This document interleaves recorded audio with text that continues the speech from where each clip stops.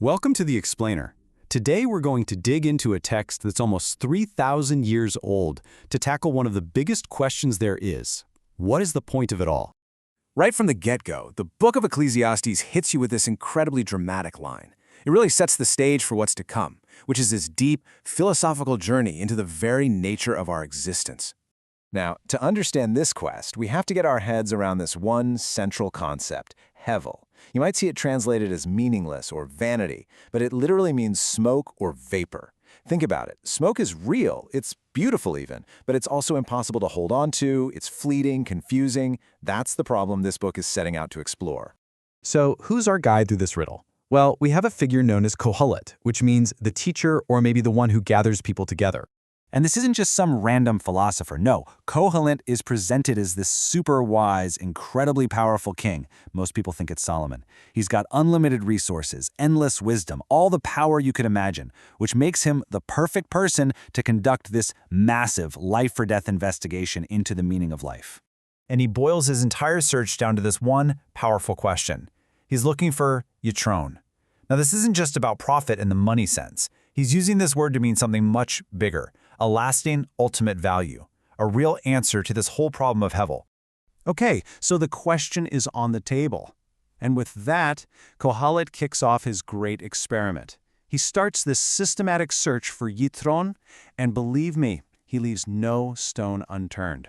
First up, he tests wisdom itself. He dives headfirst into study, thinking, okay, if I can just understand how the world works, that has to be the key. But what he finds is that the more wisdom you get, the more grief you feel, because you become more aware of all the problems you can never solve.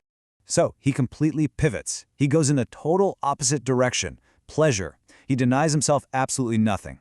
Wine, laughter, huge parties, you name it, he does it. But in the end, he says it accomplishes nothing permanent. It's fun for a bit, sure, but it's just a distraction, not a lasting gain. All right, what's next? He turns his attention to building a legacy. He starts these massive construction projects, building incredible houses, planting beautiful parks, all to leave some kind of lasting mark on the world. And finally, of course, he goes after wealth.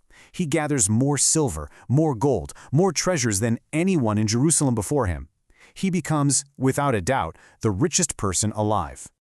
So after trying everything, wisdom, pleasure, legacy, wealth, his verdict is pretty stark. It was all hevel, all of it.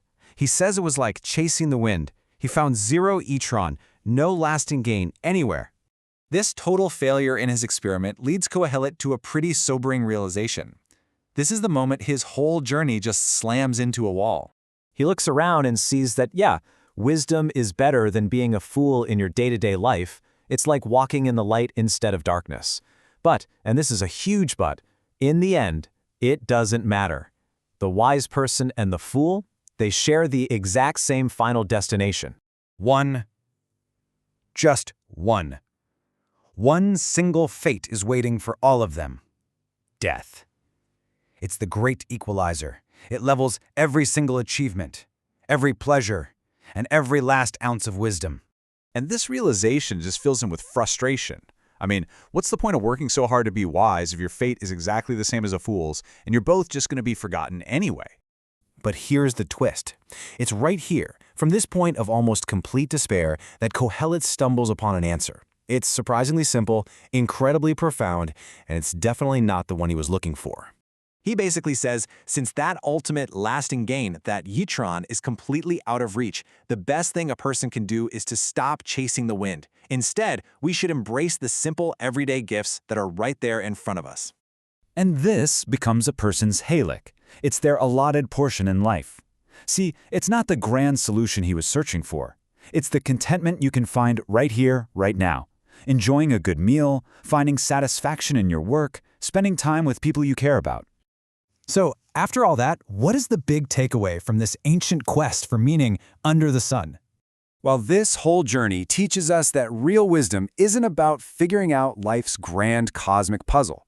It's really about a radical shift in our perspective, turning away from striving for some unreachable future gain and learning to accept and enjoy the good gifts of the present moment. Now, this is a philosophy that people have debated for centuries, and it leaves us with one final question to think about. Is accepting life's limits the true path to peace, or is it really just a recipe for despair? And that's an answer that's left for each of us to find.